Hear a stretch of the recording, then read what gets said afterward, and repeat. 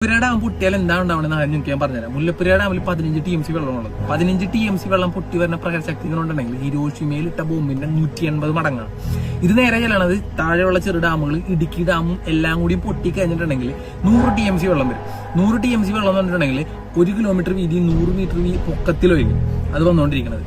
ഇത് നമ്മളെ കേരളത്തിലെ 1.5 കോടി ജനങ്ങളെ നേരിട്ടില്ലാതാക്കും, 2 കോടി ജനങ്ങളെ പരോക്ഷമായിട്ടും.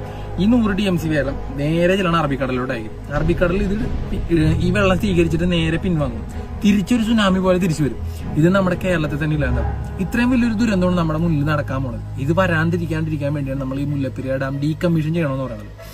ഇത്രയും ജനങ്ങളെ ഇല്ലാണ്ടാക്കാൻ കെൽപ്പുള്ള ആ ജലബോംബ് നമുക്ക് എത്രയും പെട്ടെന്ന് ഇല്ലാണ്ടാക്കണം. നമ്മുടെ മുന്നിൽ സമയമില്ല. അതിനുവേണ്ടിയാണ് നിങ്ങളുടെ മുന്നിൽ ഒപ്പ് ശേഖരിക്കാൻ വേണ്ടി 20 ലക്ഷം പേരുടെ ഒപ്പ് ശേഖരിക്കാൻ വേണ്ടി ഈ കിടന്ന് കഞ്ചനം. അപ്പൊ നമ്മുടെ നാട്ടിൽ എത്ര ഇൻഫ്ലുവൻസേഴ്സ് ഉണ്ട്, എത്ര ഫിലിം ആക്ടേഴ്സ് ഉണ്ട്.